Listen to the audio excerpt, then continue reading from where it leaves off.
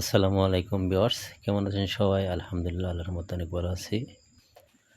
আমার ইউটিউব চ্যানেলের পক্ষ থেকে সবাইকে স্বাগতম ও অভিনন্দন। তো আমার এই ভিডিওতে যেখান থেকে দেখতেছেন সবাইকে বলছি ভিডিওটি না টেনে সম্পূর্ণ দেখবেন, আর ভালো লাগলে অবশ্যই লাইক করবেন, কমেন্ট করবেন, শেয়ার করবেন। তো বরাবরের মতো আমি আজকেও ইউটিউবে টাইলসের কাজ সম্বন্ধে একটি ভিডিও নিয়ে হাজির হয়েছি। তো ভিডিওটি ভালো লাগলে অবশ্যই সাবস্ক্রাইব করে পাশে থাকবেন এবং তো ভাই যেন আপুরা আমার এই ভিডিওটিতে যদি কর্মে বা আমার কথাবার্তায় কিছু ভুল হয়ে থাকে তাহলে ক্ষমার দৃষ্টিতে দেখবেন। তো অনেক কষ্ট করে ভিডিও করি আপনাদের কিছু দেওয়ার জন্য এবং কিছু শেখানোর জন্য। জানি না আপনাদের কিছু শিখতে পারেন কি না। যাই হোক, যদি আমার এই ভিডিও দেখে আপনাদের কিঞ্চিত পরিমাণে ভালো লেগে থাকে, আপনাদের কাছে অনুরোধ, দয়া করে আমার চ্যানেলটি সাবস্ক্রাইব করবেন আর পাশে থাকবেন সবসময়। ভালোবাসা দিবেন এবং ভালোবাসা নেবেন, এটাই আপনাদের কাছে চাওয়া পাওয়া। তো আমার আজকের মূল টপিক হচ্ছে যে টাইলস কীভাবে মাপ নেবেন A to Z আমি আপনাদেরকে আজকে বুঝিয়ে দিব। তো তার আগে বলছি ভিডিওটি না টেনে সম্পূর্ণ দেখবেন, আর কেটে দেখবেন না। কেটে দেখলে হয়তো আপনি বুঝবেন না কীভাবে মাপ নিতে হয়। এগুলো টাইলসের অনেক হিসাব আছে, হিসাবগুলো সুন্দর করে বুঝে নেবেন। তো আমি যাই হোক বেশি বকবক না করে মূল কথায় চলে যাই। তো প্রথমত আপনি মাপ নেবেন। আপনার বারান্দা বা ঘর বা ফ্লোরে টাইলস করতে গেলে আপনি প্রথমত মাপ নেবেন। তো মাপ কীভাবে না, আপনার যদি দৈর্ঘ্য প্রস্থে মাপ নেবেন। যদি আপনার 16 ফিট বা 11 ফিট হয়ে থাকে, তা আপনি 16 গুণ 11 দিয়ে গুণ দিবেন। সবসময় অ্যাকুরেট মাপ হয় না, বা 16 ফিটও হয় না, 11 ফিটও হয় না, বা 11.5 ফিট হয় বা 16 ফিট হয়। তো যাই হোক, আপনি এখানে 16.5 গুণ 11 দিয়ে গুণ দিবেন। গুণ দিয়ে যা হবে তাই আপনার ফুল টাইলস লাগবে। আর যদি আপনাদের ওই যা মাপ নিয়েছেন তার চেয়ে কিছু পরিমাণ টাইলস বেশি নেবেন, বা 5-7টা টাইলস বেশি নেবেন, তাহলে আপনার টাইলস কম পড়বে না।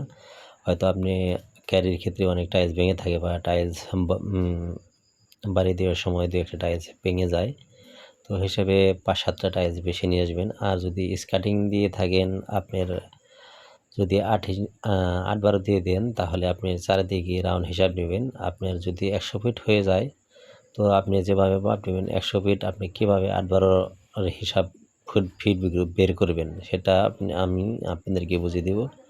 তো আপনি চারিদিকে মাপ নিলেন, নেওয়ার পর যদি আপনার 100 ফিট হয়, তো আপনার সূত্র হিসাবে ধরতে হবে। আপনার যেহেতু 8-12তে দেবেন, তো 8 গুণ 12 ভাগ 144, 144 দিবেন। তাহলে আপনার 8-12 টাইলসের মাপ বেরিয়ে যাবে। তো 0.67 আসে। আর আপনি চারিদিকে যে মাপটা নিয়েছেন 100 ফিট, আপনি মোটামুটি ধরে নিয়েছি 100 ফিট, তখন আপনি ওই 100 ফিট গুণ দিবেন। 100 গুণ আর 0.67 দিয়ে গুণ দিয়ে আপনাদের ফিট বেরিয়ে যাবে।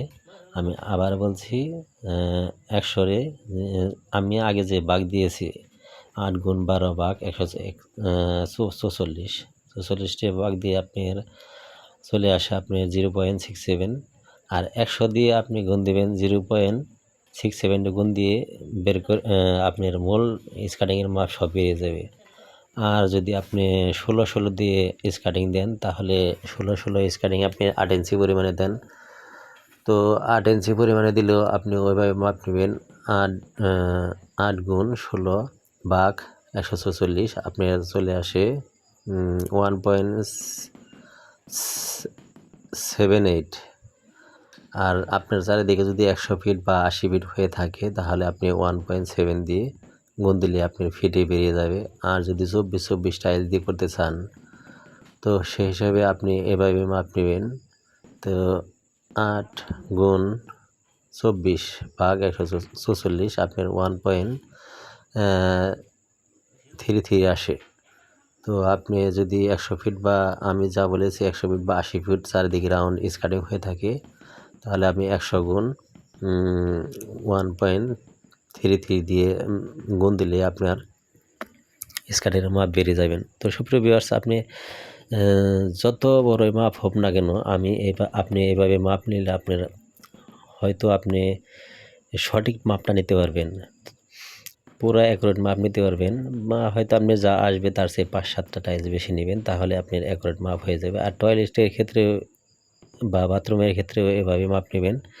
তো বাথরুমে আপনি প্রথমত চারিদিকেই একটা মাপ নেবেন, দরজার পাশ থেকে শুরু করে চারিদিকে। হয়তো আপনার টেপটা তো মেজারমেন্ট টেপটা তো এতটা বড় হয় না, তাহলে আপনি কি করবেন, প্রথমে দরজার পাশ থেকে শুরু করবেন। আপনার যদি কোনা থাকে, কোনা বেঁকে বেঁকে যেভাবে টেপ ধরবেন, তো 10 ফুটে শেষ করে আবার দাগ দিয়ে আবার ওইখান থেকে 10 ফিট দিকে চলে যাবেন।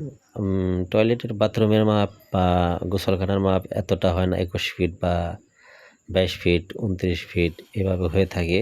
আপনি যদি 21 ফিট হয়, আপনার যে কোনো টয়লেটের মাপ হাইট 7 ফিট, তো 21 গুণ 7 দিয়ে 21 গুণ 7 দিবেন, তাহলে আপনার একটি টয়লেটের ওয়াল টাইলসের মাপ সুন্দরভাবে বেরিয়ে যাবে। আর ফুল টাইলসের মাপ তো আপনি জেনে নিলেনই, বা যা হবে দৈর্ঘ্য বস্তে বা 5 ফিট হয়ে থাকে, আবার 6 ফিট 5 × 30 দিয়ে গুণ দিবেন, তার চেয়ে আপনি 5-7 টাইলস বেশি নেবেন। তো ভিউয়ার্স, জানি না কতটুকু বুঝতে পারছেন, তো আশা করি কিছু বুঝতে পারছেন। তো আমার এই ভিডিওটি দেখে যদি আপনাদের কোনো ভালো লেগে থাকে বা কিছু শেখার মতো কিছু থেকে থাকে, তাহলে দয়া করে আমার চ্যানেলটি সাবস্ক্রাইব করবেন। আমি একজন টাইলস মিস্ত্রি, সেই হিসাবে আপনাদের টাইলসের কাজ করতে হয়, ভিডিও করতে হয়, এডিট করতে হয়, আমার অনেক কষ্ট হয়। তো জানি না আপনারা সাবস্ক্রাইব কী জন্য করেন না, ভিডিও দেখেন সবাই, কিন্তু সাবস্ক্রাইব করেন না, কী জন্য করেন না এটা আমি জানি না।